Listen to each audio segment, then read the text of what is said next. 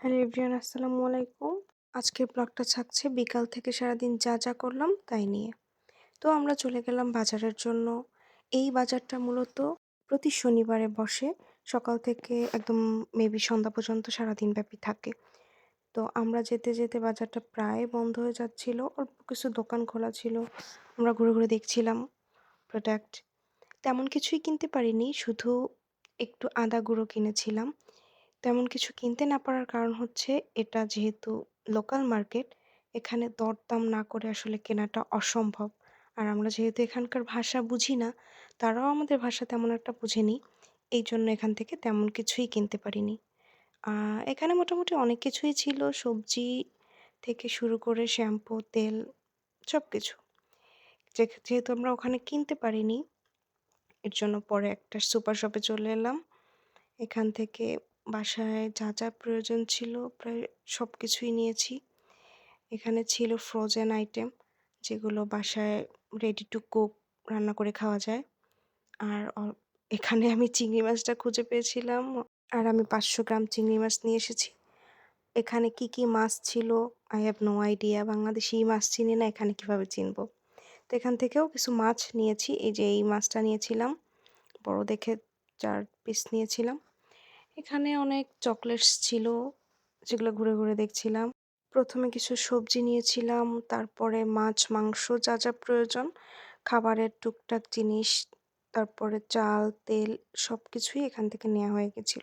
আমি তো শুধু ঘুরে, ঘুরে আমার জিনিসপত্র দেখছিলাম যা, যা আমার লাগবে। কিন্তু আমার হাসব্যান্ড উনি বাজারই করছিল, বাসার জন্য যা, যা লাগবে আরকি সেগুলো।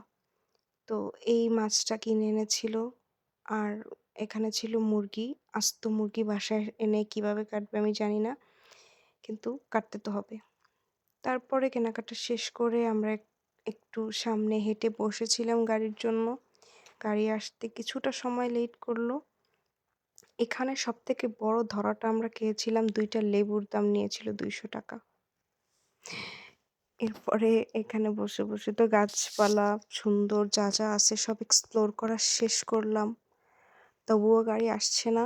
লেবু কিনে বোকা হয়ে যাওয়া ২ জন মানুষ বসে, বসে দেখছিলাম মানুষ জগিং করে আর আমরা বসে, বসে মোটা হই।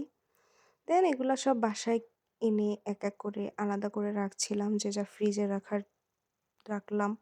আর যা, যা বাহিরে রাখার ছিল সেগুলোও রেখে দিয়েছি। এই জুসটা আমার মোস্ট ফেভারাইট। এখানে আসার পর থেকে আমি এই জুসটার উপরেই আছি বলা যায়। আর সবকিছু ঠিকঠাক থাকলেও এখানকার চালে অনেক সমস্যা। চাল ওইভাবে ভালো পাওয়াই যায় না বাংলাদেশের মতো।